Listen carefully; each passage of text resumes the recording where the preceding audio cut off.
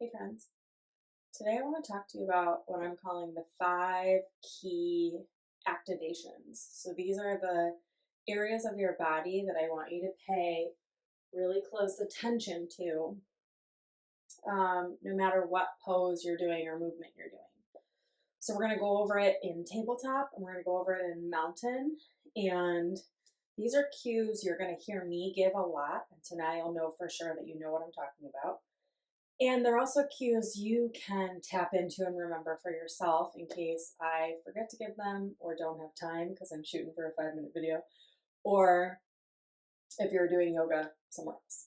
Okay, so these 5 areas we're going to tap into are your feet, your hips, your hands, your shoulders, and the spine all the way up to the top of the head. Okay, one other thing you can think about is always being like a starfish, sending your energy through each leg, each arm, and through the head. Not necessarily in a star shape, but that you should be considering the expansion of your energy in all of those 5 directions. Okay, so let's come into tabletop. So you always want to pay attention to your feet. Now, in a position like this, highly recommend you point the toes, press the tops of the feet into the mat. You could also choose to take it this way, and depending on the pose, there's different reasons for doing each.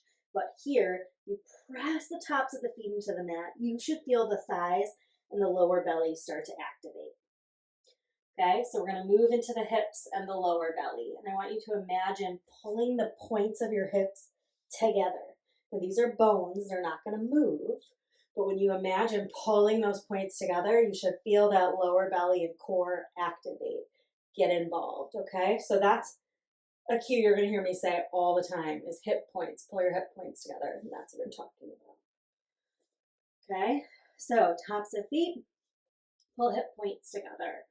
Pull your shoulder blades down your back. Okay, so this is not only rolling shoulders back, but then imagine tucking the tips of your shoulder blades, of your scapula, into the top of your pants. Really expanding forward through the chest and the heart. Good. And then in any hands down position like this, bring your attention into your hands. Okay, it's highly likely all of your weight is in the base of your palm, which is why your wrists hurt. And you want to think about 4 corners of the hand. So base of the thumb, corner of the hand, base of the pointer finger, base of the pinky finger. Can you spread that weight around a little bit? For me, the easiest thing to do is really focus on pressing the base of the pointer finger. Now, as you do that, you should feel those shoulder blades get a little bit easier to pull down the back. Good. Combine all of that. It's probably the most work you've ever done in tabletop. And then imagine your tail, your tailbone, or if you had a tail, pulling as hard as it can in that direction, the top of your head as far as you can in the other direction. Become as long as you can through the spine and the crown of the head. Perfect. So when you're in plank, when you're in down dog, anytime you're down on the mat, these are all things you can check in with.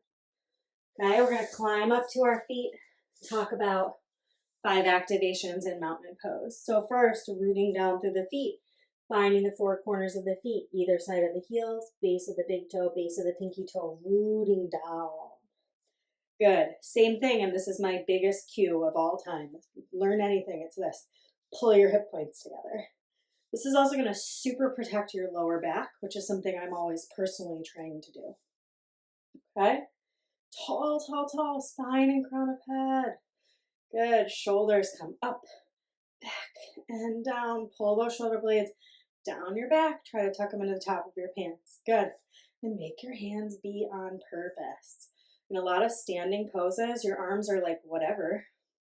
And it's up to you to activate the energy there. I'm not asking you to waste energy. If you don't need to use your arms, or if you're tired and want to put them on your hips, but that's a choice. So either way, tap in and make the choice. Bring them to hips, or in mountain, maybe we have hands at the sides. Somewhere we see this a lot is you don't have to go here, but in side angle, people just like flop here, right? You always want everything to be on purpose. Okay?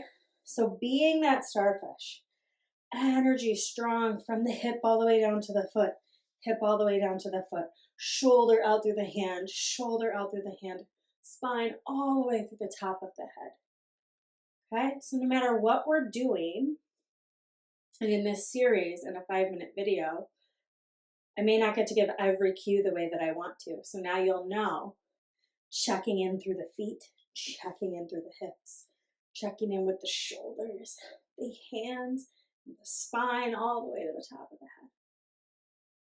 Beautiful. If you have any questions about that, or in a particular pose you can't figure out if one of those things matches or fits in, just let me know. Lots of love to you. Namaste.